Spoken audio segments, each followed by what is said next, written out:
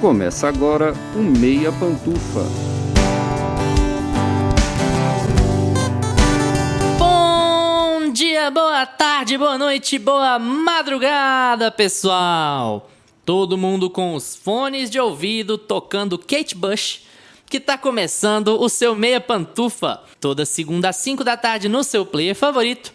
E esse é o episódio 57. Eu sou o Luiz Leão e hoje tenho aqui comigo, de um lado, o meu amigo que sumiu, todo mundo foi atrás, acharam, mas depois meio que deixaram de lado lá, meio cagado. Gustavo Azevedo. Oi, Gusta.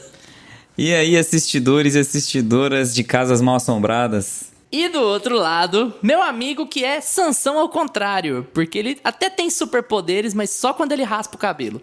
Lucas Abreu, bom dia, tarde, noite, madrugada, Lucas. E aí, maratonadores de séries do Meia Pantufa? Bagulhos Sinistros voltou, gente. Depois de um hiato de 84 anos, os nossos amigos de Hawkins chegam de novo nas nossas telas com mais um desafio do mundo invertido. Depois de tomarem muito biotônico Fontoura, Eleven, Will, Mike, Dustin, Max e Lucas têm que lidar com o desafio de estarem afastados uns dos outros e as consequências da destruição causada pelo monstro na terceira temporada. Mais focada no gore e com um universo ainda maior do que da última vez que vimos essa série, Stranger Things começa o encerramento de seu arco com o maior orçamento que já viu, e com muita coisa estranha acontecendo. A gente já assistiu a primeira parte da temporada toda, e viemos conversar com vocês sobre as coisas que gostamos, o que não gostamos, enfim, sobre a série como um todo. 6 anos depois do seu início, será que Stranger Things está se encaminhando para um final épico? Está chegando o fim da última superprodução da Netflix? O que a gente pode esperar do encerramento da temporada em 1º de julho? Vamos fazer um episódio com 2 blocos. Um mais genérico, sem spoilers, pra quem ainda não viu tudo, e um com spoilers, pra gente comentar tudo o que aconteceu. E se você não liga pra spoilers ou já assistiu tudo, fica com a gente até o final. Mas antes de partir pro episódio, a gente tem alguns recadinhos importantes. Primeiro, se você é fã do Meia Pantufa, não se esquece de compartilhar os nossos episódios com os amigos, parentes, pets, porque isso é muito importante pro nosso projeto crescer.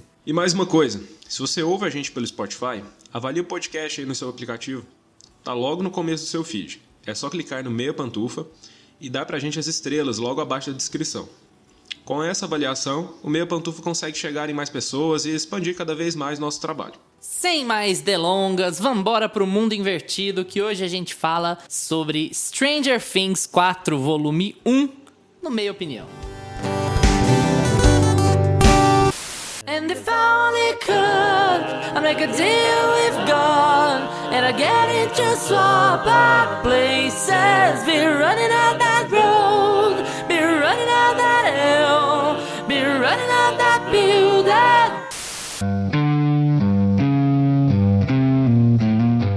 Meia Opinião.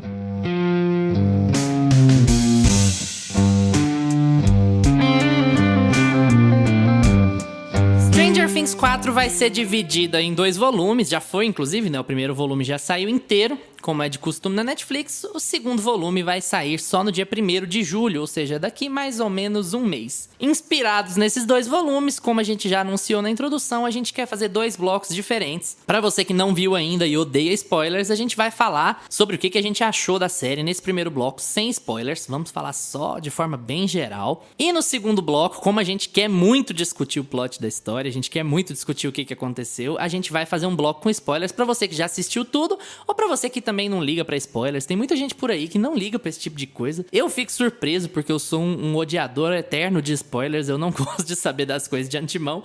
Mas tem gente que gosta. Então... Ainda mais tão cedo, né? Eu acho que, se, tipo assim, 1 semana, 2, acho que não precisa todo mundo ficar falando na internet sobre o final da série, né? Exatamente. Necessário. Exatamente. Bom, eu acho que hoje o cancelamento vem porque eu sou conhecido pelos meus amigos de faculdade como um odiador ferrenho de Stranger Things, embora não seja verdade, discordo desta avaliação.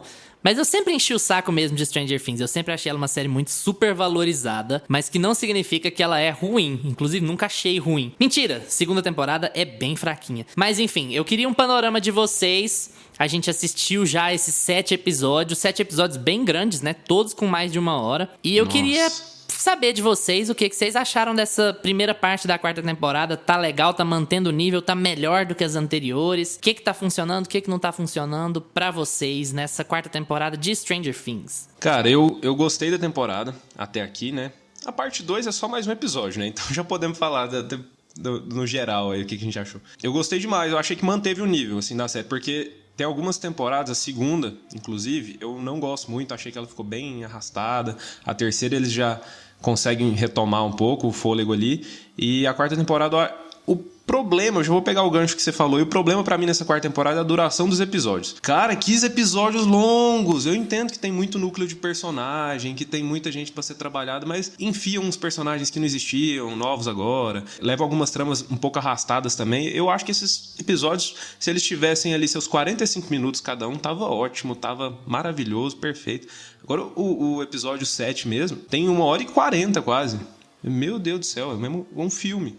Aí você vai maratonar, precisa de 2 semanas. E o último episódio vai ter 2h30. A gente maratonou rápido porque a gente trabalha praticamente com série. Exatamente, senão, foi uma correria, né? Eu acho que a gente não teria feito isso. Se a gente não tivesse podcast, eu acho que a gente não teria atropelado tanto. Eu acho que eu teria levado com mais calma. Eu achei cansativo de maratonar, mas é uma temporada cansativa de maratonar. Eu acho que, mais uma vez, Netflix perde pontos por seu esquema de binge-watching. Binge-watching é esse esquema de maratonar, assim, que eles lançam todas as temporadas cheias, né, de episódios, por mais que sejam por partes. Mais um ponto a menos. Menos um ponto pra Netflix por causa disso. Acho que já deu. Stranger Things é a prova do fracasso desse tipo de lançamento. Na verdade, existem conteúdos que são legais de assistir assim, mas Stranger Things não está mais sendo um deles. É justamente porque eles tentaram agradar os fãs com esses episódios longos. Eu entendi. Eles falaram, a gente tem muita grana, a gente tem um elenco que todo mundo quer ver em tela, então vamos fazer episódios cheios de tempo, cheios de minutos, mas esvaziados às vezes de história e de conteúdo. Não, e eles conseguiram a façanha de aumentar o tempo dos episódios e mesmo assim ter uns 3 personagens principais ali que já eram da primeira temporada muito mal trabalhados, bem esquecidos assim, mas no geral eu gostei.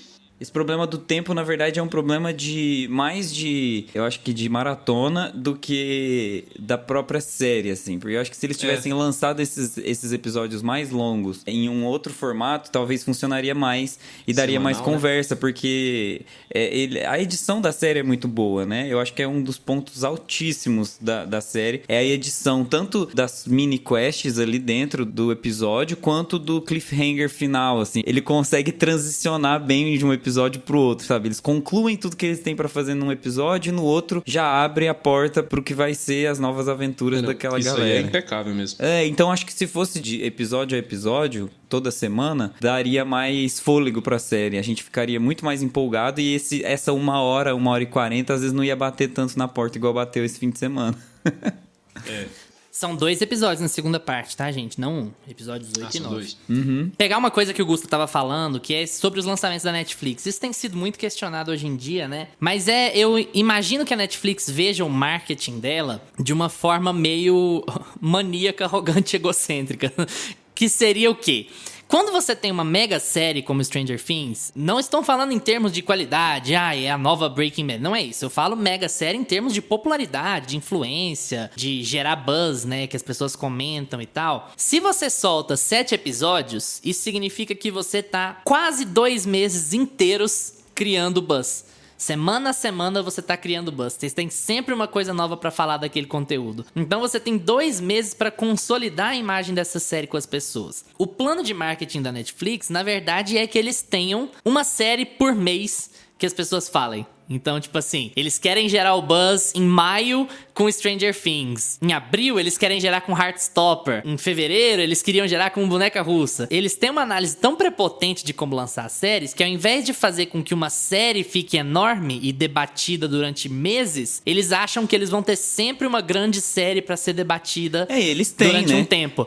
O problema pra mim é que eles prejudicam a série. Mas eles não têm. Esse é o problema. Você tem, por exemplo, a pegada de Heartstopper, que foi muito bem e foi uma grata surpresa. Como Stranger Things foi uma grata surpresa lá em 2016. Só que o que acontece? As pessoas vão parando de falar daquilo. E aí elas têm que esperar 1 ano pra falar sobre aquele assunto de novo. Acaba muito rápido. Tá todo mundo falando de Stranger Things agora. A gente tá correndo pra fazer esse episódio agora. Porque semana que vem ninguém mais tá falando de Stranger Things. Cara, é um risco muito grande eles correm, e desde que eles começaram a fazer produções originais, eles correm esse risco. Sempre foi né? assim, né, os lançamentos deles. Só que assim, a parte tamanho de série, a parte essa estrutura, que aí vai uma outra lógica de argumentação, né? Se essa estrutura vale a pena ou não. O Lucas já falou que gostou da série, mas achou os episódios muito longos. E você, Gusta, qual que é seu saldo final, assim, desse primeiro volume de Stranger Things? Eu gostei.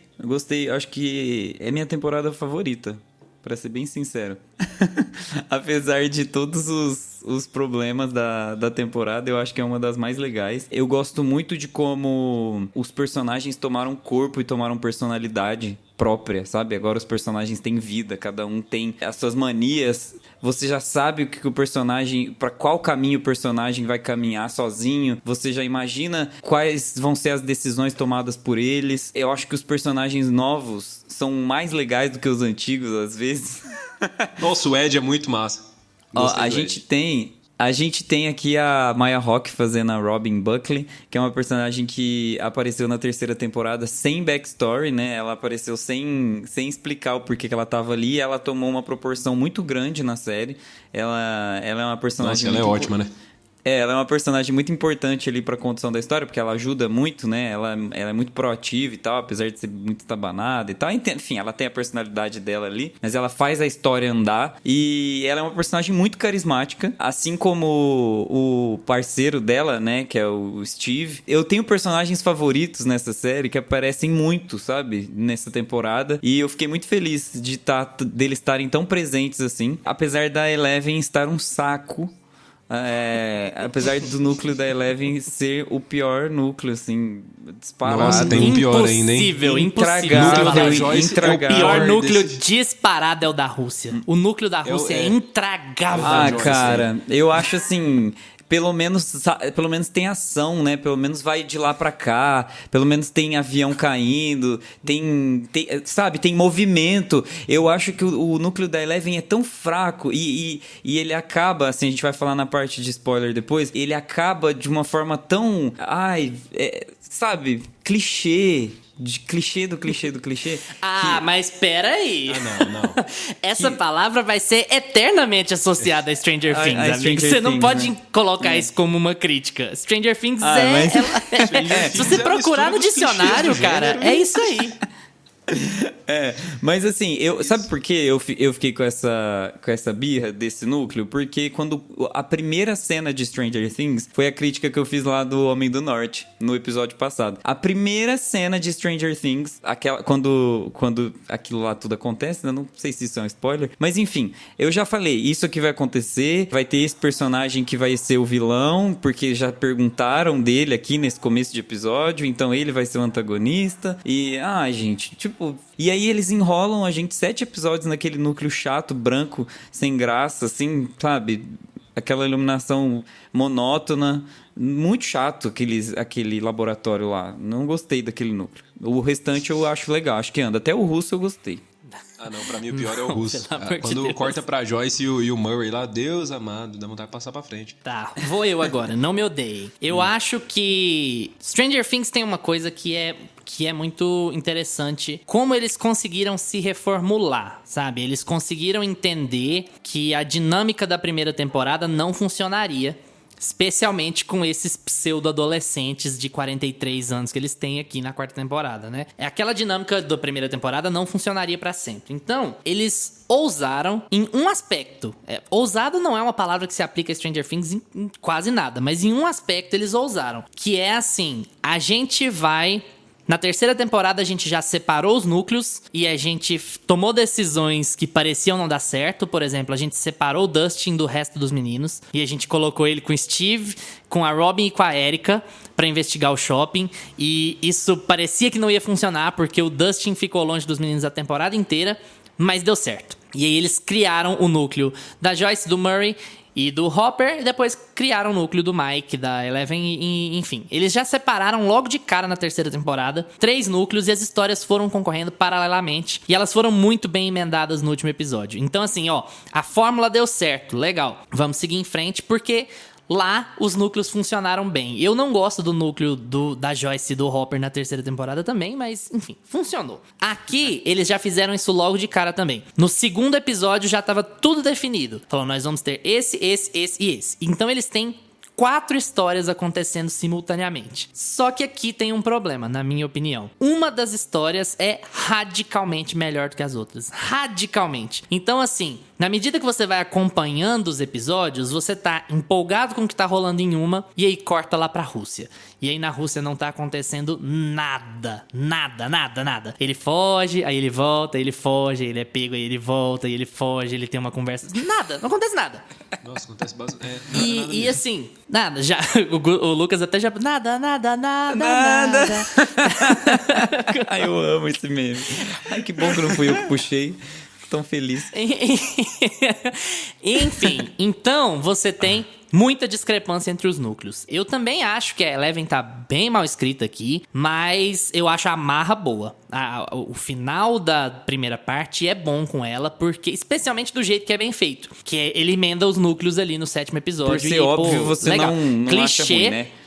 Tá. Eu falei ali, eu tava até discutindo que o ponto é o seguinte: é aquele tipo de coisa que você meio que já sabe que tá vindo, sabe? Sim, mas, eu meio mas que o texto que te convenceu... é isso aqui. Mas não foi o texto que me convenceu, mas o texto de Stranger Things não me convence desde o piloto, amigo. O texto de Stranger Things não deve ser levado em consideração. Sinceramente. Se você não... Eu não conseguiria gostar da 4ª temporada como eu gostei se eu fosse levar em consideração o que eles estão falando ou o que tá sendo escrito. Porque não é, cara. Stranger Things é um remendo. Imagina ele como uma coxa de retalhos. É essa a única metáfora que eu consigo. Ele é uma coxa de retalhos. Você bate o olho, você fala assim...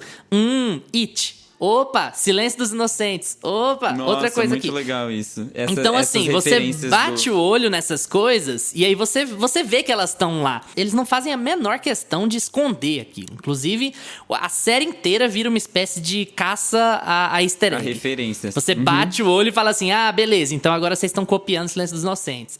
Beleza, então o plot inteiro da temporada é o plot de It. Tá, legal, ok. Eles nem escondem isso. Essa sempre foi a minha crítica a Stranger Things desde o primeiro minuto. O que é homenagem e o que é cópia, sabe? Eu acho que a linha é muito tênue pra se entender. Stranger Things geralmente copia. Só que quando ela quer ser impactante ou quando tem coisas realmente importantes acontecendo ali, ela é muito boa. Muito boa, muito bem conduzida, cara. E muito emocionante mesmo. Você fica tenso, você gosta do que você tá vendo, você gosta de seguir e tal. Eu acho que essa temporada é muito facilmente divisível por quem dirigiu e escreveu. A gente tem 7 episódios aqui. Nós temos episódios 1, 2 e 7. Foram escritos e dirigidos pelos criadores, os Duffer Brothers. E você tem ali um primeiro episódio muito bom. Eu gostei muito do primeiro episódio. Ele faz ele situa muito bem você no que tá acontecendo. É muito fluido, você vai entendendo tudo. Você acredita em todas aquelas histórias. Você se impacta com todas aquelas histórias que estão ali. Especialmente a Max, né? Que é muito importante nessa temporada. Você entende muito bem o que tá rolando ali. E o segundo episódio é o episódio que eles separam os núcleos e põem cada um pra um lado. Então, beleza, a história tá estabelecida. Aí você tem o bloco que é dirigido pelo Sean Levy, episódios 3 e 4. Que, na verdade, o 4º episódio é o melhor dessa temporada, disparado, assim. Ele tem 2 cenas incríveis no 4º episódio que eu até queria comentar na parte com spoilers. Não quero entrar em detalhes, mas assim, é um episódio magistral de condução de cena e de condução de história. Tem um plano maravilhoso ali dentro de uma casa com a galera fugindo, que é assim, é de ficar babando. E tem a parte final do 4º episódio, né, que toca a música da Kate Bush lá, que até já falei na introdução. É assim, são 2 momentos em que Stranger Things entrega o que há de melhor. Aí você tem o bloco dirigido pelo Nimrod Antal, que são os episódios 5 e 6, que eu sinceramente não gostei.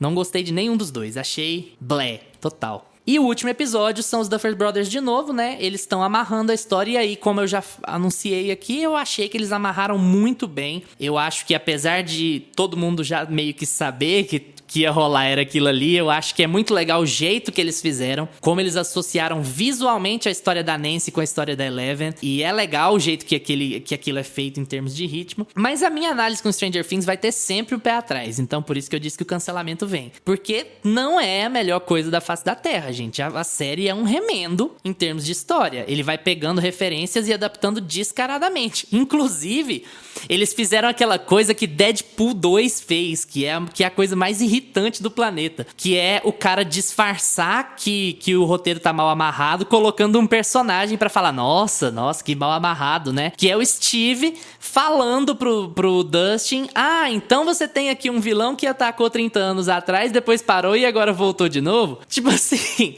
É pra já deixar as claras que, olha, eu tô copiando o It mesmo, eu sei que eu tô copiando o It, deu uma risada aqui comigo e vambora. Esse vai ser um problema que eu sempre vou ter com Stranger Things, mas... Pra mim, o saldo final é positivo desse volume 1. Eu acho que no que ela se propõe a fazer, ela entregou a melhor temporada desde a primeira. Talvez, até questionavelmente, seja melhor que a primeira, até por conta das magias que o dinheiro faz, né? Porque você sente o dinheiro nos episódios. E quando você sente que o dinheiro foi bem gasto nos episódios, você fica... gratificado. Você fala, pô, legal, isso aqui valeu a pena. Cara, a Eleven mais nova, não é spoiler porque aparece no comecinho da série. Nessa temporada a gente tem vários flashbacks ali da Eleven mais nova. Cara, e tá perfeito. Eles fizeram um CGI ali no rosto da Millie Bobby Brown que tá perfeito, cara. Uma ceninha ou outra ali, você vê alguma coisinha assim, você vê que é falar, computador, mas de resto, 90% das cenas que ela aparece tá perfeito. Os efeitos dessa série estão muito bons. Até então, a primeira temporada era a minha favorita. Agora eu já fico em dúvida. A quarta temporada eu já fico em dúvida de qual das duas é melhor. Não consigo nem selecionar uma, porque eu gosto muito da primeira também. E eu acho que a primeira, nesse esquema que a Netflix faz de lançar vários episódios de uma vez, a primeira ela é melhor de maratonar. Eu, pelo menos, tenho essa lembrança quando eu maratonei ela. É uma série que você pega um dia assim pra ver, você vê tranquilo. A quarta temporada, até por conta dela ter muito dinheiro, deles quererem gastar mais tempo ali com tudo, eu acho que ela fica mais difícil, mais arrastada de maratonar. Mas pra mim, o único problema com essa temporada foi esse, porque a questão do texto e das cópias aí, tanto com o Spielberg quanto com o Stephen King, que Stranger Things sempre fez, eu acho que não dá pra levar em consideração, porque é o que eles sempre se propuseram a fazer. Stranger Things sempre foi isso desde o começo. Falou, olha, nós vamos pegar o que a gente já sabe que funciona, que é legal, que todo mundo gosta, mas que tá lá no passado, que ninguém mais fez nada. Vamos pegar todos esses elementos, vamos trazer de volta, vamos trazer aquela nostalgia dos anos 80, tudo que o Spielberg fez que funcionou, tudo que o Stephen King escreveu que funcionou, porque os filmes do King aí também são poucos, né, que funcionam, baseado nos livros dele. Enfim, pra mim eu acho que não dá pra levar muito em consideração. Eu acho que realmente é uma cópia, muita coisa ali. Silêncio dos Inocentes, nossa senhora, quando vai pra aquela cena um absurdo. Eu fiquei muito grilado com aquilo. Você gosta, porque, tipo assim, pelo menos eles assistiram uma coisa boa pra copiar, né? Mas é muito na cara. E eu tinha recém assistido Silêncio no Sabe, dos o corredor Inocentes. vai pra mesma direção, a cena vai pra mesma direção, os tijolos são da mesma cor, a parede é da mesma cor. Também é uma menina indo falar com um vilão pra resolver um outro caso. O vilão ajudar ela. Acho que tem até uma fala parecida que seja um que pouco ele mais fala, discreto, ele vira né? e fala que ele eu não tenho essa lembrança também. gosta de, eu não gosto de falar com repórteres. Eu acho que ele fala, eu não gosto de falar com, enfim. Eu acho que assim, o ponto alto da série, na minha opinião, é a edição da série. Primeiro momento, do primeiro episódio até o fim do 7º episódio, eu não tenho absolutamente nenhuma crítica à edição da série. Ela conduz a história de uma forma assim magistral. Eu adorei como eles passam de um núcleo pro outro. Sim, via de regra, as transições de núcleos são muito boas mesmo. Eles sabe? continuam com essa pegada assim, cara, parece que você tá... Eu me senti, e aí vem o efeito nostalgia, é isso que Stranger Things tem que fazer mesmo, eles estão aí pra isso. Eu me senti uma criança de 8 anos deitada no sofá, tomando leite com bolacha de maisena, assistindo Sessão da Tarde. Era a mesma sensação. Stranger Things dá essa sensação gostosa, né? É bizarro, porque aquelas transições, assim, de uma cena pra outra, é como se fosse assim... Não, faltou passar, assim, da janelinha do Castelo Rá-Tim-Bum, sabe? De baixo pra cima. Tinha umas coisas, assim, que eu falava, cara, eu tô no passado. É uma transição que remete muito aos anos 80, remete muito à nossa infância, aos filmes que a gente assistia na Sessão da Tarde. E eles renovam isso por uma estrutura muito mais moderna, né? Também em relação à construção dos personagens. É muito legal como eles sabem que eles estão nos anos 80 e os tópicos que eles estão dando ali são delicados pra época, mas que pra gente já estão mega discutidos. Por exemplo, sempre que tiver tema de sexualidade, eu quero explorar aqui nos nossos episódios.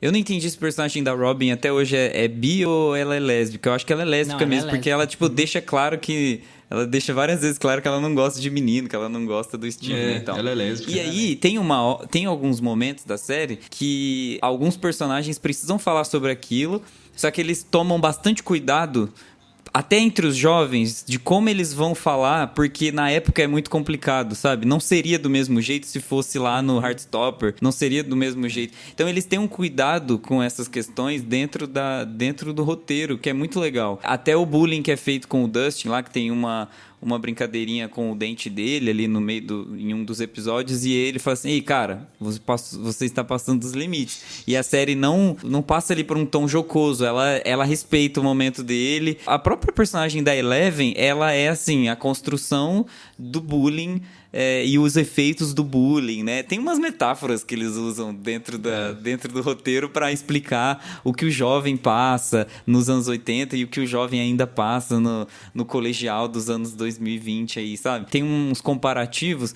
só que eu acho chato como eles fazem essa comparação lá no núcleo da Eleven. Eu acho que, nossa, pra mim eu jogaria aquela história toda dela fora. Pra mim, a única vantagem é que ela ficou fora do núcleo de todas as outras crianças, e essa foi a primeira temporada que eu gostei de como eles resolvem os problemas, porque na terceira temporada eu não gosto Eleven dela. com poderes, né?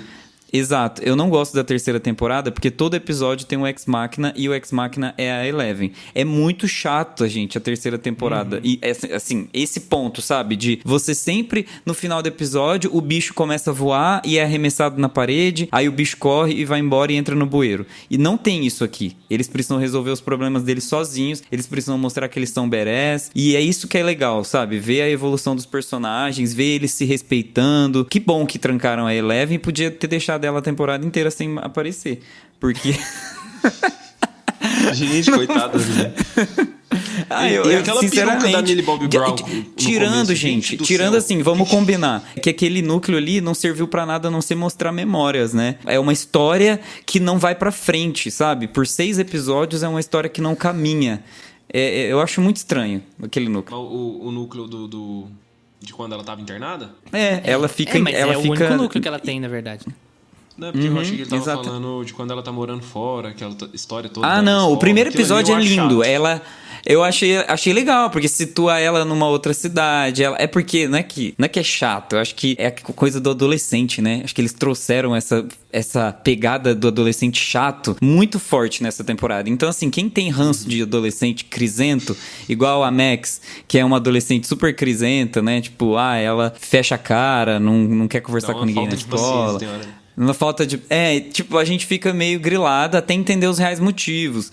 E é um pouco do que... isso tudo que eu tava falando, é um pouco do que o roteiro tá querendo mostrar pra gente, sabe? Os adolescentes se superando por eles mesmos. Eu senti essa pegada, sabe? Não sei se vocês sentiram. E tem umas outras coisas que assim, que é legal dizer que os Duffer Brothers estavam atentos com relação a algumas críticas, né? Por exemplo, o Lucas na terceira temporada é absolutamente inútil. E aqui na quarta temporada eles dão uma virada legal pra ele. Depois ele dá uma sumida também, porque tem muito personagem, muita coisa acontecendo. Mas assim, eles dão um papel muito importante pra ele. E tem até uma coisinha ali no meio que eu fiquei surpreso. Não deveria, mas assim, que eu fiquei bem surpreso como ele tem uma virada importante e interessante nessa temporada, assim. E ele tava largado, completamente largado na terceira temporada. Quem assumiu o papel de largado dessa vez foi o Jonathan, né? Assim, vamos combinar que... Nossa, totalmente largado. Vamos adentrar mais nisso na parte com spoilers, mas assim, eu acho que toda a ideia da gente avaliar aqui, eu acho que ela passa pelo fato de haver núcleos demais nessa temporada. E aí a gente tá sempre aberto à possibilidade de que alguns sejam muito piores do que os outros. Gusta, eu acho que o que você falou do núcleo da Eleven, ele é...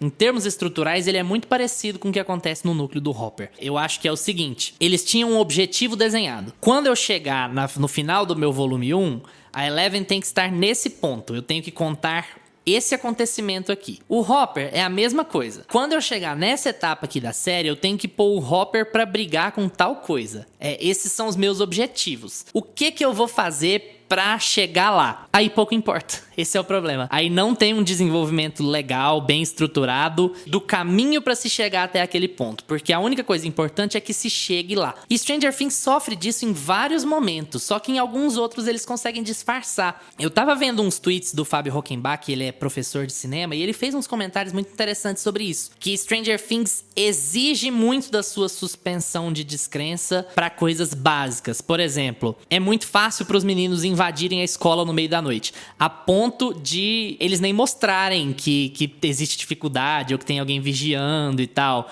A pessoa pega uma chave e aí no próximo take eles já estão dentro da escola, no corredor, abrindo a porta. Então, assim, tem esse caráter de filmes dos anos 80 em que essas consequências realmente não eram importantes, sabe? Eles estavam só cortando etapas pra chegar onde eles precisavam chegar. Então, assim, quando a gente vai ser muito chato com Stranger Things, quando a gente vai exigir muito deles, isso são problemas, cara. São problemas que não dá pra desconsiderar, porque são problemas de storytelling, né? De contagem de história, de fluxo de história e tal. Mas é, de novo, aquela coisa que a gente fala quando a gente vai julgar Top Gun, por exemplo. Você tem que entender a que o conteúdo se propõe, né? Se o conteúdo se propõe a ser descontraído e a ser até meio sem lógica, às vezes, nesse tipo de passo, mas ele te entrega onde ele quer te entregar, que é na ação, que é na emoção que você sente, no medo que você sente pelos personagens e tal, a gente deixa passar. Mas isso é sempre um problema com quem é muito fanboy de Stranger Things, porque a gente fica com dificuldade de criticar, né? É sempre uma coisa de ame ou odeie e tal.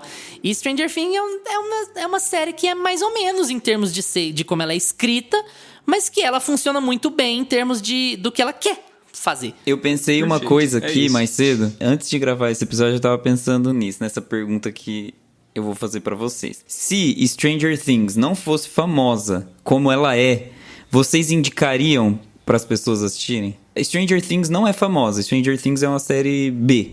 Aí você entra no catálogo lá da Star Plus, sabe? Tipo, vamos colocar um streaming difícil ainda. Você entra no catálogo da Star Plus, aí você assiste a série, tem 3, 4 temporadas e você indicaria essa série pra alguma pessoa, sabe? Eu não sei até que ponto a gente indicaria se ela não fosse tão famosa quanto ela é. Porque se fosse qualquer outra série fazendo isso, fazendo esse tanto de suspensão, essa exigência de suspensão de descrença assim da gente, será que a gente faria? Será que a gente indicaria essa série? Essa é a questão. Eu acho que Stranger Things gera um carinho muito grande nas pessoas, inclusive na gente. Porque como foi um negócio que explodiu, que veio do nada e explodiu, e a primeira temporada é muito, sabe, abraços quentinhos, você vai, que legal, olha o tanto de referência boa. A gente cria uma empatia muito grande por aqueles personagens. Isso faz com que, assim como em todo filme Sessão da Tarde, a gente releve essas coisinhas, sabe? A gente assiste e gosta, mas a gente acaba relevando. Só que aí fica, eu acho que você perguntou uma coisa meio cíclica, sabe? Porque será que a nossa empatia foi potencializada pelo fato de que fez muito sucesso? Ou será que a gente, talvez, se não tivesse feito tanto sucesso, não teria tanta rede, a gente não simpatizaria tanto com esses personagens, e aí a gente ia reclamar mais desses problemas, desses eu acho furos, até difícil responder isso aí, porque eu mesmo fui assistir a primeira temporada, já tinha um mês que tinha lançado, e eu fui ver pelo hype, porque tava famosa, porque tava todo mundo falando sobre ela. E aí fui, gostei, aquele abraço quentinho ali, né? E é isso. E Stranger Things, eu acho que se não fosse famosa, talvez eu recomendaria ali pra quem eu sei que gosta de Stephen King, que gostou de It, da bolha ali, desse estilo de conteúdo. Mas acho até difícil falar sobre se ela não fosse famosa, porque eu mesmo eu fui atrás de ver só porque era famosa. É meio paradoxal. Vamos lá pra né? parte com spoiler, gente. Eu quero tem muitas coisas pra comentar sobre essa história. Muita coisa. Vamos lá.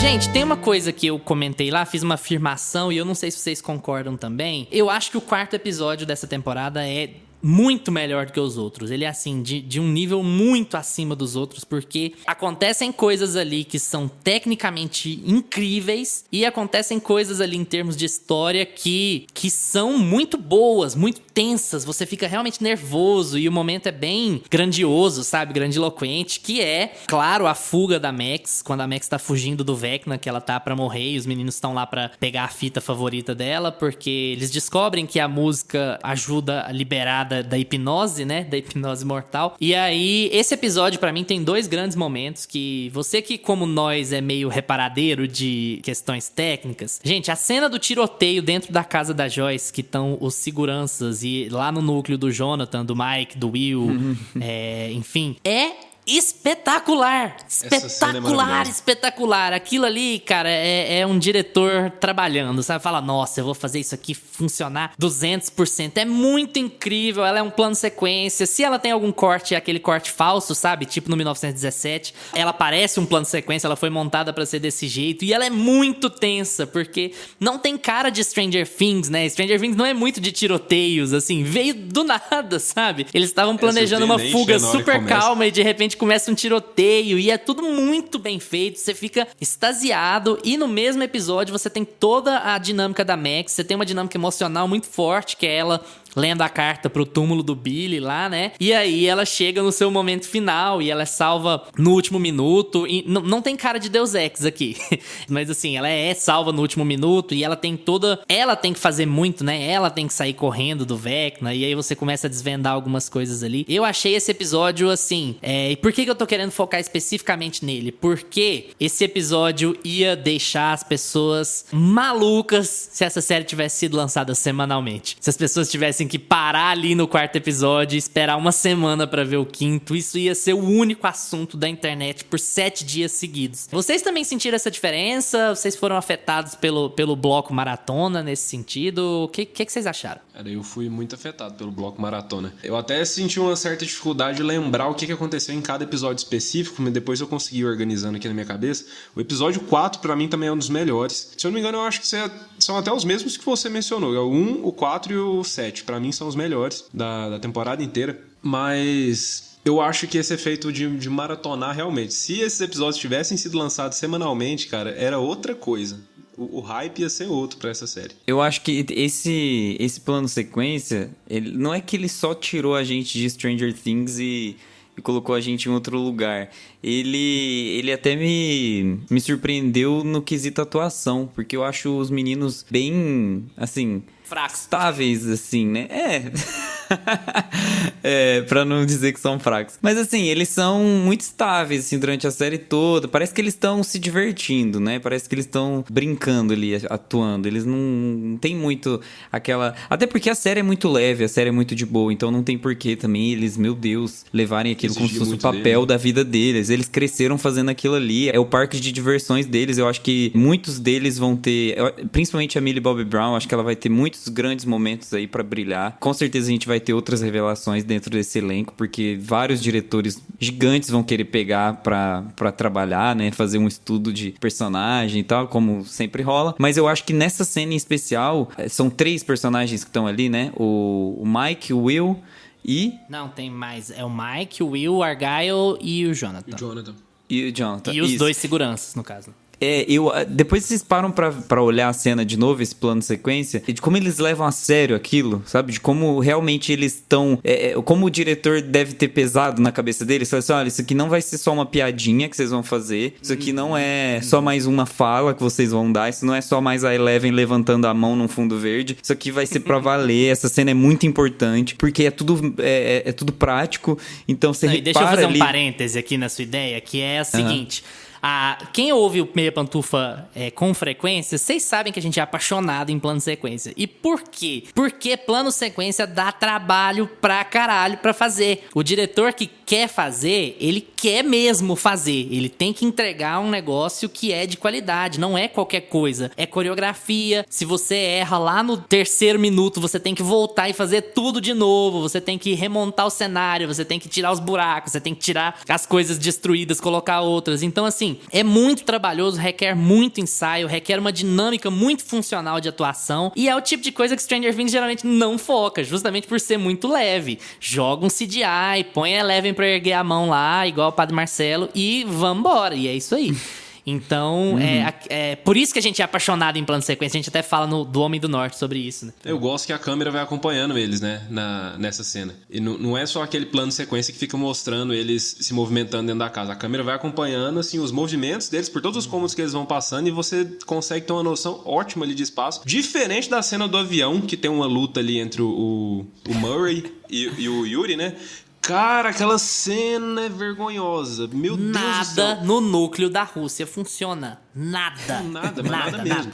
Não, e aí beleza. Aí você pega esse plano de sequência que acontece com os meninos lá, no núcleo do Mike, tudo muito bem feito, você sente que o tom tá mais sério ali, que aquilo realmente vai ter um peso ali pra história, e aí você vai pra cena que tem um avião, você tira o piloto de lá, o avião tá caindo, o cara vem com aquelas gracinhas de karatê e um monte de corte, eu acho que eu contei uns 98 cortes no meio daquela luta, que era 2 pessoas só dentro do avião.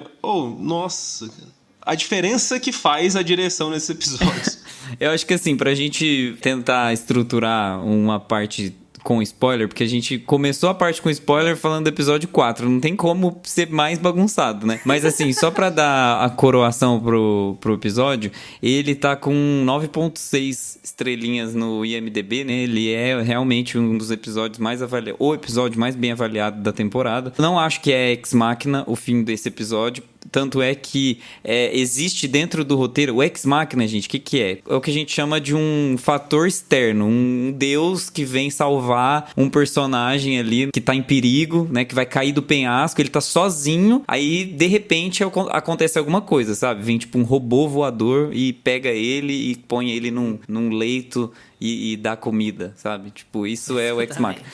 Eu acho que nesse caso, não é porque o episódio todo tá preparando a gente pro que vai acontecer no fim, né? As meninas estão estudando pra saber qual é o ponto fraco do Vecna, o que tira as pessoas do mundo invertido, e aí elas descobrem que a música faz as pessoas saírem do mundo invertido, e aí tem um momento de tensão, porque a gente precisa disso, né, no episódio normal, Stranger Things é assim. Então eles colocam o fone de ouvido na menina e a menina sai do mundo invertido e com muita dificuldade. Eu imaginei que eles iam terminar aquele episódio sem tirar ela do mundo invertido. E em algum momento eu achei que eles não iam tirar ela, assim. Eu falei assim, não, isso não vai acontecer. Mas você sabe por que eles não fizeram? Porque não faria diferença. Você dá play no episódio seguinte na hora que você quiser. E você vê o episódio, eles novo, colocam sabe? ela... Eles colocam ela no card, né? Eu achei isso um absurdo. Você coloca lá a personagem quase morta no 4º episódio e aí no 7º episódio você coloca ela no card do episódio. Cara, não. Você sabe? Netflix melhor.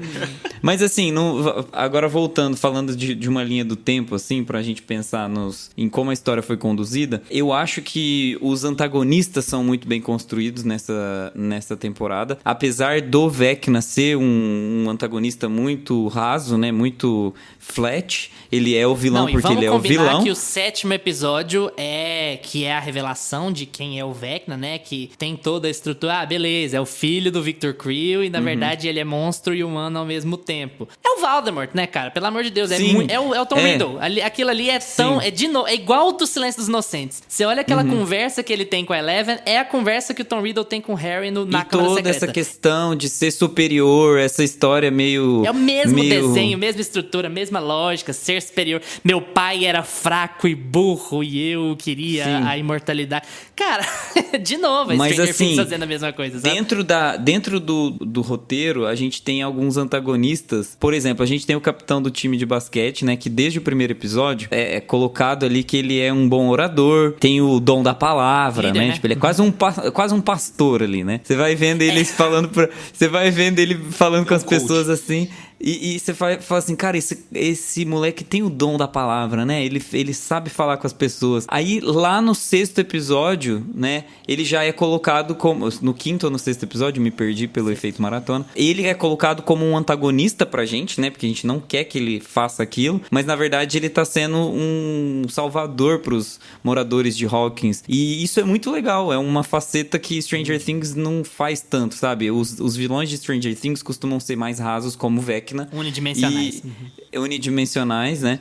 E esse vilão que aparece ali, que é o capitão do time, ele é um vilão ali de duas faces. Ele tá fazendo bem pra ele, mas ao mesmo tempo ele tá fazendo mal pros nossos personagens que a gente tá querendo ver bem na história. Eu gosto muito de como eles linkam isso, sabe? Do primeiro episódio lá pro quinto, sexto. As histórias, Cara, o principalmente a primeiro história da episódio Max. é muito bom por causa disso. Justamente porque tudo que é colocado no primeiro episódio é situacional. É tipo, veja como esses personagens estão depois de tantos anos. É isso que eles querem fazer.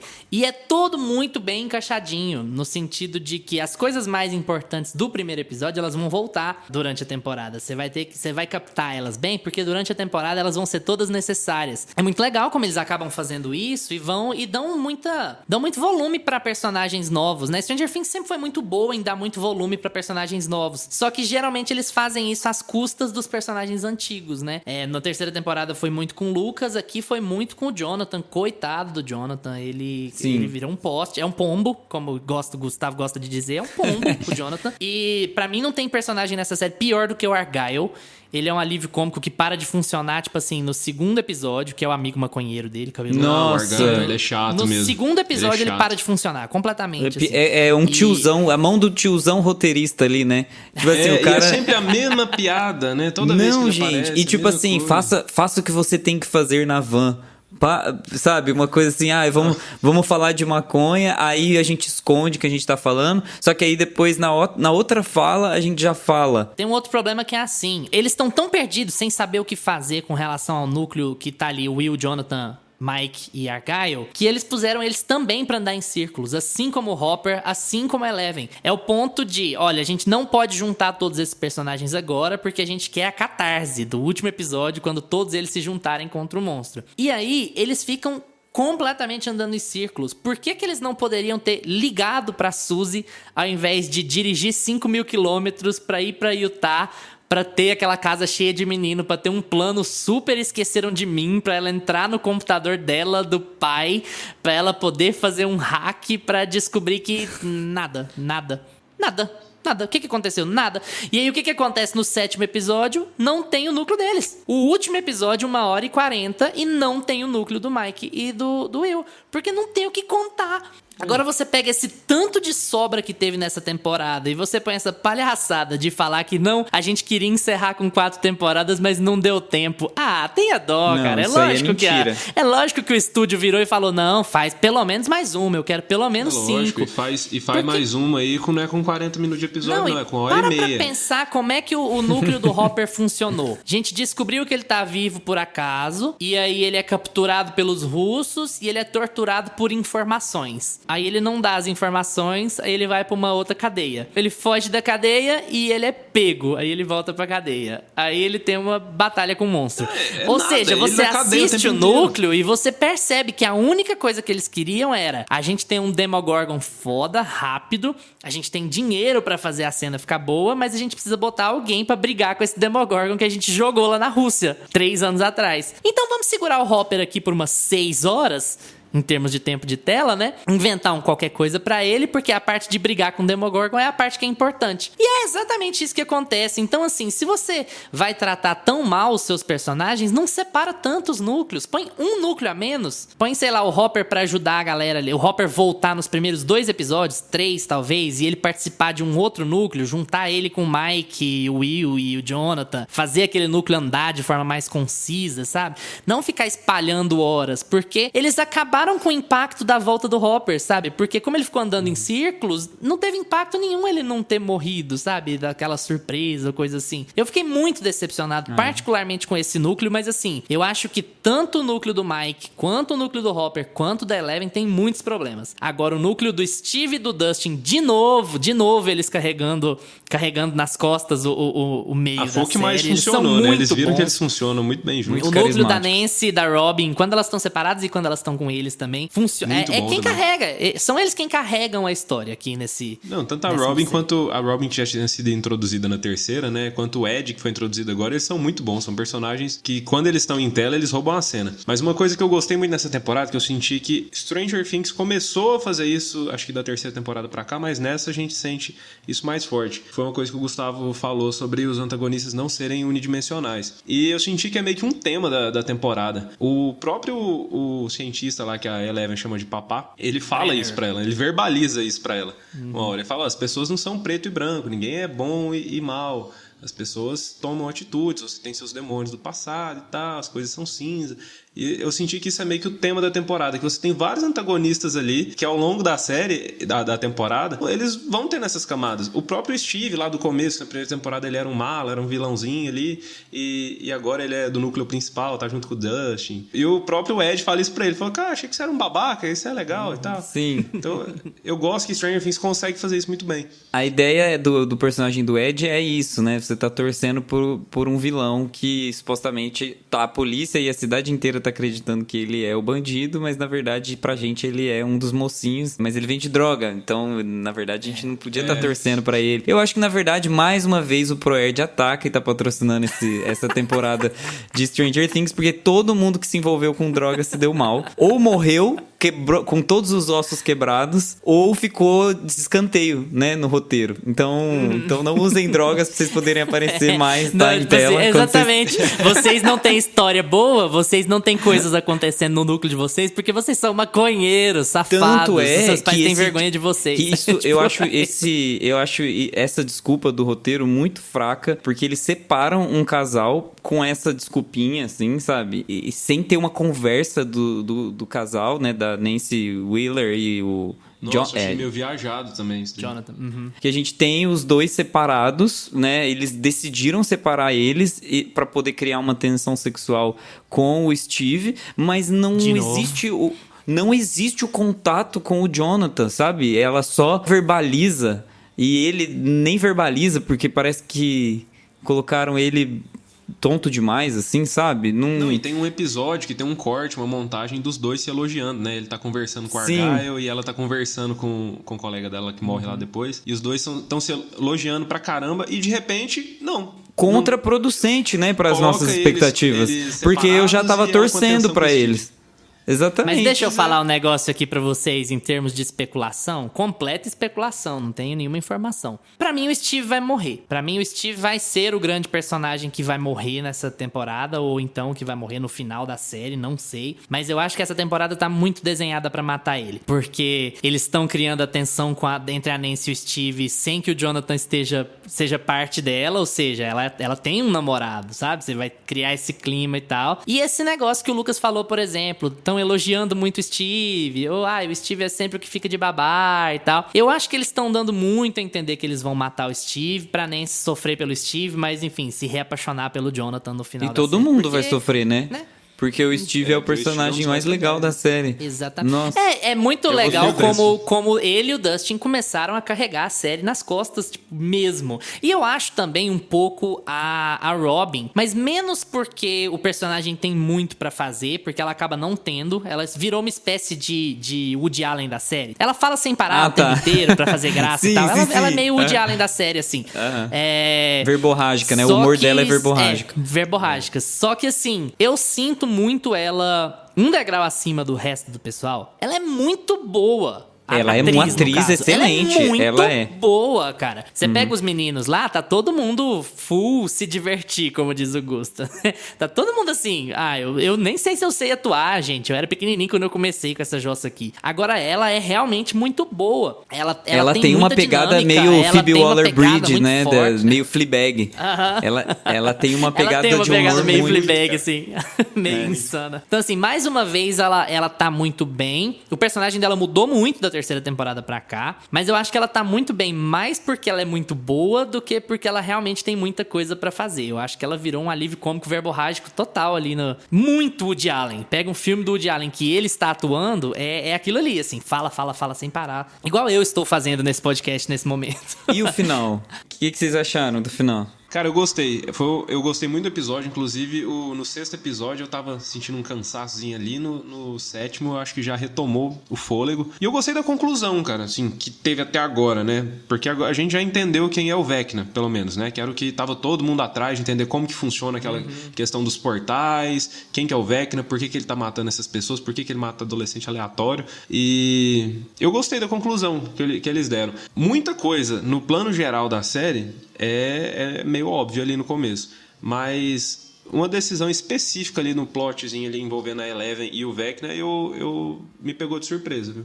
Eu não esperava que fosse o filho do Victor.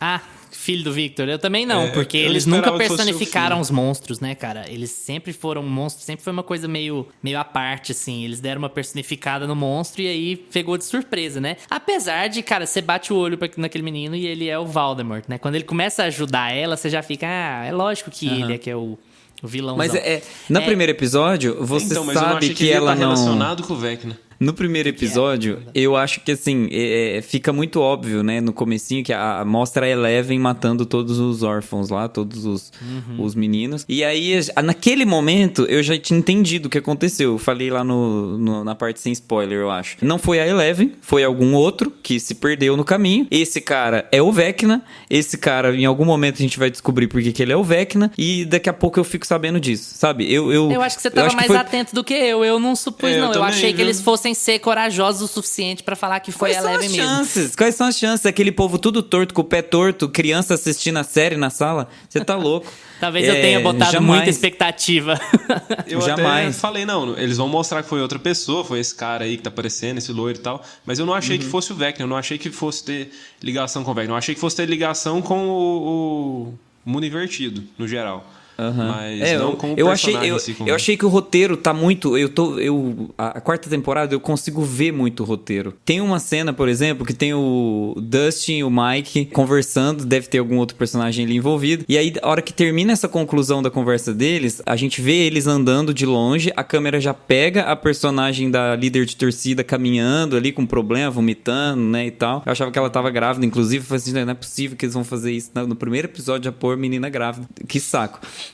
Aí, ali eu via muito roteiro, sabe? Eu via muito, tipo assim, personagem A, B e C caminham para a direita, câmera pega a personagem da líder de torcida indo para o seu momento de tráfico de drogas. E aí, as falas, elas conversavam muito com o que a cena anterior tava falando. Eu já entendia que o roteiro tava me contando o final, sabe? Aí, naquele primeiro episódio, eu já consegui entender que era isso. Eles não iam deixar a Eleven ser a vilã, gente. Não, realmente não é a cara de Stranger Things mesmo. Não ia ter isso. Sobre o final, eu gosto bastante dentro dos limites do que a gente consegue gostar em Stranger Things, que é escapar das obviedades e escapar das cópias. Já falei várias vezes aqui, o número 1, ele é o Voldemort. Ele até parece o Voldemort, ele é magro, branco, tem o olhar penetrante e tal. O Voldemort da Câmara Secreta, né? O Voldemort que é o único que aparece como pessoa mesmo. Ele até parece aquele Voldemort, o discurso dele é muito Voldemort, é muito... Então, assim, é mais uma referência que foi colocada ali. Você desconsiderando que aquilo foi copiado de um outro lugar, eu acho que a cena é muito bem montada, porque ela vem com a prisão da Nancy no mundo invertido, né? Com o Vecna marcando ela como próxima vítima. E aí toda a história é contada. Não existe um motivo sensato pelo qual o Vecna começaria a explicar o plano dele e o passado dele todo pra Nancy ali naquela hora, né? É uma coisa que foi feita pro público e não pra funcionar dentro da... Não, pra Nancy. O Vecna tá conversando com a Nancy e ele, humano, tá conversando com a Eleven. Entende? Porque ele prende ela numa piscina... Porque eu acho que é basicamente pro público mesmo. É um easter egg da própria série de colocar a Barbie novamente e a gente ter essa memória de que a Barbie morreu e que ela era amiga da Nancy. E é pro público, tipo assim, né? O vilão explicando o seu plano maligno. A gente vai amarrar a história toda verbalmente, sabe? E nossa, aí, que saco! É assim, 15 minutos, eu não aguentava mais. E ele começou com aquele papo ariano, assim, né? Ele explica... Aquela coisa meio... tipo, nós somos superiores. Troca cobra por aranha. Ele é o Voldemort, exatamente. Mas ele explicar pra Eleven faz sentido, porque ele quer que ela se junte a ele. Eles são iguais, ele salvou ela, não sei o quê. Ele explicar pra Nancy no outro núcleo, não. Aí a Nancy fica só assistindo lá e você tem esse Vecna duplicado, né? Ele explicando pra Nancy no mundo invertido e explicando pra Eleven. Só que eu acho que é bem executado. Eu acho as transições tão bonitinhas, tão legais, bem executadas e tal, que você fica satisfeito. E é legal também porque tinha tudo. Quando você pega esse núcleo da Eleven, você fala, beleza, eles vão ficar 6 episódios em flashback. Tinha tudo pra virar um retcon, né? Pra quem não sabe, retcon é quando você conta uma coisa que... Você desmente uma coisa que você já tinha dito no passado. Por exemplo, você mostra uma sala vazia lá no passado e aí 2 anos depois você vira e fala que tinha 3 pessoas naquela sala. É esse tipo de coisa. Você altera o cânone da sua própria história. Tinha muita possibilidade de virar um retcon, né? Tipo, na verdade a gente falou uma coisa lá em 2016, mas era outra. E não vira, porque eles nunca foram muito claros sobre como a Eleven abriu o primeiro portal. E aqui eles são.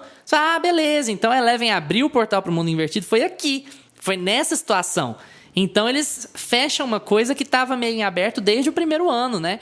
E é legal isso. Eu achei que todas as mini histórias dessa meia temporada foram concluídas bem, assim, satisfatoriamente pro espectador. E ainda assim deixou as pontas de, olha, como é que eles vão encerrar, né? Tem muita coisa pra rolar ainda, como se o Vecna é meio general e significa que ele não é o último vilão é o Devorador de Mentes, né? Ele é tipo um funcionário do Devorador de Mentes. Como é que a Eleven vai voltar pros poderes? E aí, Gusta, você pode se preparar, porque vai ser Deus Ex. Certeza, vai estar no último segundo lá e a Eleven vai aparecer com os poderzinhos e vai tudo, né? Tem que vai vir eu full. Tô curioso pra saber como é que eles vão consertar esse núcleo do Jonathan, do Argyle, do Mike, do Will, que tá péssimo. Tá horrível. É outra coisa que a gente já sabe também, né? Que o Will é gay, pra falar da sexualidade. Eles dão várias dicas de easter egg. Ele tá fazendo um trabalho sobre o Alan Turing. Eu não sei se vocês viram isso. O trabalho que ele faz lá do herói na escola, no primeiro episódio, é sobre o Alan Turing. Só mostra o pôster, assim, rapidinho. Ele tá carregando, não entra. Então, é claro, assim, tipo assim, o Will é gay, tá apaixonado no Mike e tal. E não vai ser nenhum segredo. Vamos esperar que eles sejam sensíveis com relação a isso, né? Eu acho que como vão eles ser. realmente Eles foram tão com a sendo, Robin, eles sabe? estão Com a sendo. Robin Eles foi estão muito sendo. legal. Porque eles construíram toda uma dinâmica entre o Steve e a Robin pra falar, não, o Steve não vai ficar sozinho. Agora que ele é legal, ele vai ficar sozinho. E aí depois, no final da terceira temporada, eles quebraram, né? Falou, a Robin nunca vai ficar com o Steve porque ele não gosta desse tipo de gente. Ainda sobre a Eleven, E aí- eu vou usar a paráfrase da Isabela Boscov e vou falar, é uma pessoa que não tem paz, não encontra sossego, não encontra... É assim, porque a Eleven, gente, coitada, Ela é sofrida. coitada. Eu tenho dó, eu tenho pena. É tudo que eu tenho. Porque depois dessa temporada eu descobri, assim, que ela realmente não consegue ser uma pessoa normal. É isso que eles tentam cutucar, né? Eles ficam nessa ferida o tempo todo. Ela nunca vai ser uma criança normal. Ela nunca vai conseguir se adequar aos padrões. E vamos ver como é que eles vão fazer pra deixar essa coisa natural no final, né? Na última temporada. Porque é tudo que eles querem. Eles querem, assim, incorporar a Eleven no mundinho dos meninos que são normais, apesar de serem nerds. Mas tentaram agora e aí já, sabe, recrudesceram a ideia. E agora? Como que eles vão depois reinserir a Eleven no mundo deles? Sem ficar forçado. Isso vai ser uma coisa que, de novo, eu acho que vai precisar de uma suspensãozinha aí. A gente vai ter que... a gente vai ser ter que muito imaginar. legal com a série. Mas a gente A gente vai ter tende que a ser ser legal. muito legal com Stranger Things. A gente dá muita corda pra eles. É normal, a gente dá muita corda pra eles. Porque é divertida. Não importa o quão furada ela seja, e ela é sempre divertida. Você assiste e você gosta do que você tá vendo. E Sabe? Stranger Things, eu legal acho que isso muito pelo visual. Tanto por essa mistura de horror com ficção científica, mas muito pelo visual. A fotografia de Stranger Things é muito chamativa, o tom da série, a pegada anos 80. E ela tem um visual que deixa a série muito cool, assim. E é isso. Exatamente. Gente, fazer um exercíciozinho de futurologia aqui. Evidentemente, porque não dá pra saber com certeza. Vocês acham que faz sentido a gente falar que Stranger Things é a última grande série da Netflix? Eu acho que não. Eu acho difícil. não sei, o mercado do streaming tá mudando muito com esse lance de ter muita concorrência. É uma pergunta meio... Você coloca a gente na parede. Mas, assim, eu acho que Stranger Things é uma das séries mais limpas que a gente já consumiu, assim, nos últimos anos. Ela é uma série meio asséptica, assim. Todo mundo pode assistir ela. Tem até criança que nem deveria estar vendo assistindo e que consome, que compra o estojinho do Demogorgon, sabe? Por mais que ela tenha... uma coisa que a gente não falou dessa temporada. Essa é uma temporada que eu achei muito American Horror Story. Uma temporada que eu achei muito horror. Vamos fazer uma série de horror. Então, essa série deu uma pesada no clima, assim. Eu senti que tem algumas cenas muito pesadas, cenas de genocídio, cenas de mutilação ali de corpo, né? E são várias e são bem visuais. A gente até falou na introdução que tá bem gore. Mas, apesar disso, eu ainda acho uma série bem limpa. A gente teve grandes séries aí que fizeram muito sucesso no passado. A última muito grande foi Game of Thrones, que era uma série muito adulta, que era uma série muito pesada e era uma série praticamente de nicho, né? Que ela, se você parar pra pensar, era os nerds só que ia gostar de Game of Thrones e acabou que ganhou o público geral. A gente não vai conseguir pensar em uma série da Netflix que seja tão limpa assim como Stranger Things. Eu acho que vai surgir uma nova série da Netflix, assim como o Lucas tá prevendo aí que eles se revolucionem e façam alguma outra coisa, mas eu acho que não vai ser uma coisa limpinha igual Stranger Things. Eu acho que vai ser uma coisa mais ousada, eu acho que vai ser uma coisa mais pesada e talvez, eu desejo, né, futurologia do Gustavo, eu desejo que seja uma das produções que eles façam pros críticos, porque Vai ter qualidade, né, cara? Porque aí a crítica pesa, né? E aí eles precisam manter de alguma forma, sabe? E tem uma coisa muito legal sobre Stranger Things, Gusta, que é assim, pegando você falar sobre ela ser limpa, sobre ela ser meio asséptica, eu acho que ela criou um carinho tão grande das pessoas por ela na primeira temporada, que ela passou incólume pelas temporadas ruins. Tipo assim, as pessoas não abandonaram a série. E o público geralmente é cruel quando eles não gostam do que eles estão vendo, sabe? E Stranger Things tem temporadas ruins, tem momentos muito ruins. O filler da Eleven na segunda temporada é o pior episódio da história da Netflix, assim. Ele não faz o menor sentido. E ainda assim, as pessoas continuaram seguindo, continuaram assistindo, continuaram gostando do que elas estavam vendo. E esse tipo de relevância não é fácil, cara. Na medida que as temporadas vão se estendendo e as pessoas vão desgostando do que elas estão vendo, elas abandonam mesmo. Esse negócio de ter fidelidade à série é uma coisa muito nichada. E Stranger Things mantém o seu público mesmo tendo seus altos e baixos. Eu acho que as pessoas não vão deixar de assinar a Netflix e por isso as pessoas vão assistir em algum momento uma série que vai ser muito relevante de novo, outra vez, da Netflix. A Netflix vai demorar muito perder a relevância. Eles ainda vão ter muitos produtos que vai ter impacto cultural e a gente vai comentar sobre isso aqui no Meia Pantufa.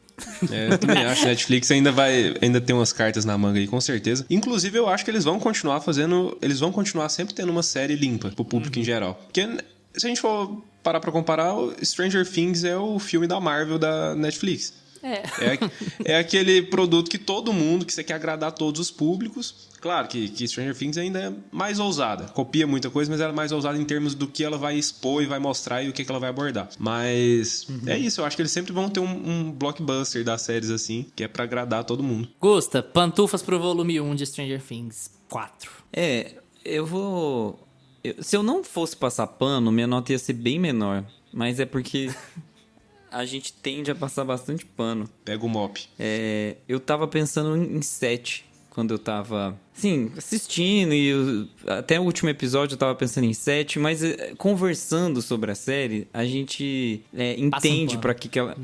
não é nem só questão de passar pano, mas eu acho que a gente entende por que ela foi feita, a gente entende o carinho que os criadores estão tendo com os personagens, ou seja, eu tô passando pano.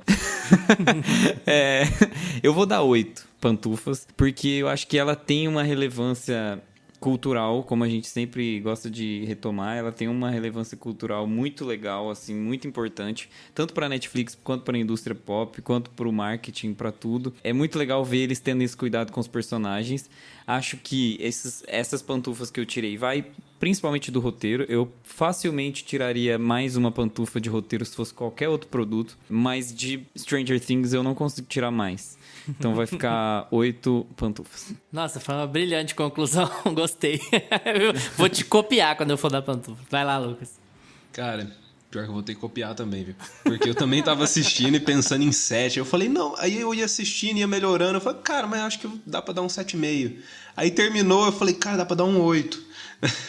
E assim... 7 pantufas e uma meia furada. Eu vou de 8 pantufas também pra essa quarta temporada de Stranger Things. Eu acho que é o que eu sempre falo quando a gente conversa sobre filmes e séries. A obra, ela se propõe a uma coisa e ela cumpriu o propósito dela. Se ela cumpriu o que ela se propõe, então já ganhou 7 pantufas já. Então, vai 8 pantufas, porque eu acho que os defeitos não são tão grandes assim. Pra quem já tá acostumado com a série, pra quem já entendeu qual que é a proposta dela, qual que é o tom da série, pra onde que ela vai, beleza. Quem não pegou, pra quem não se agradou lá na primeira temporada, não vai fluir mesmo, não. Eu acho que o que me incomoda mais é algumas questões de roteiro mesmo, alguns núcleos ali, principalmente da Rússia, que é bem chato, que eles deixam alguns personagens meio que patinando ali a temporada inteira, mas de resto... Literalmente no gelo. Patinando. Literalmente. Lucas, você pegou num ponto muito importante. Dentro do universo de Stranger Things, a gente tem que avaliar quais pantufas serão dadas. Porque é diferente avaliar dentro do universo de Stranger Things e avaliar dentro do universo das séries. Se eu fosse comparar Stranger Things com outras das minhas séries favoritas, em termos de como ela é executada, como ela é escrita, como ela é dirigida, como as histórias se desenvolvem, como tem... Furo de roteiro é um termo que a gente usa de forma muito barata às vezes, mas assim, eu acho que aqui dá pra falar. Como ela tem essas coisas, no universo das séries eu acho que ela seria uma nota 5, pra te falar a verdade, porque se a gente fosse levar essas coisas a sério. Mas dentro do universo Stranger Things a gente não consegue levar essas coisas a sério porque... eles não estão nem aí. A proposta deles é dar algumas emoções e se pautar em nostalgia e dar algumas emoções que eles sabem que são emoções fáceis, que as pessoas vão gostar.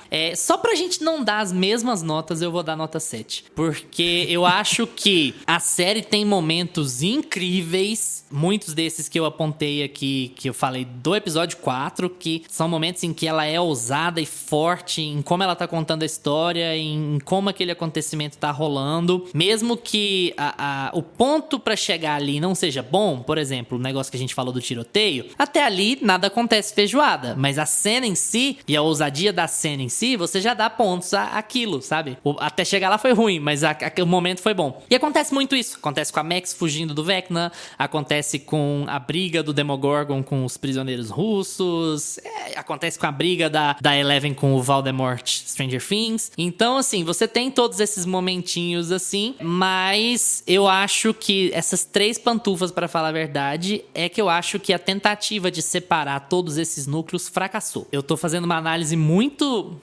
direta, muito crítico mala aqui, mas fracassou sim. Eu acho que quando você tem 4, 5 núcleos de história pra contar e 3 deles não estão indo a lugar nenhum, você tem um problema. Você tem que reavaliar e você tem que enxugar a história ou enxugar minutos ou juntar esses personagens logo, porque senão você atrapalha demais o andamento da sua série. E isso só passa batido pela gente porque a gente tá maratonando, né? Porque a gente assistiu tudo de uma vez pra gravar esse episódio. Então, vambora.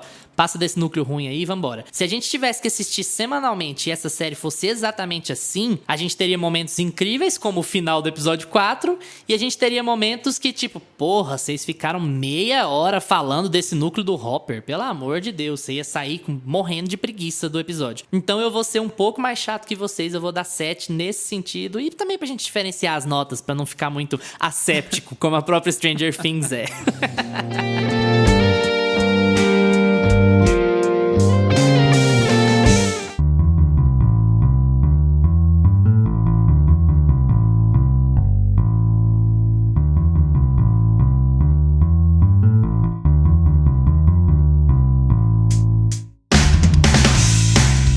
E aí, vocês já assistiram a Stranger Things 4? Gostaram? Detestaram? Nenhum nem outro? Troca uma ideia com a gente no Instagram ou no Twitter, @meiapantufa, porque a gente responde tudo que aparece por lá. Valeu pela atenção de vocês. Tchau, Augusta. Tchau. Tchau, Lucas. Falou, galera! Lembrem-se de seguir a gente no seu agregador de podcasts preferido, Spotify, Apple for Podcasts, Amazon Music, Deezer, na sua fita cassete Walkman que você usa pra fugir dos demônios. Segunda-feira que vem a gente tá de volta com mais Meia Pantufa pra vocês. Tchau! Este podcast tem locuções de Lucas Meleiro e Carla Ribeiro e edição de Luiz Leão.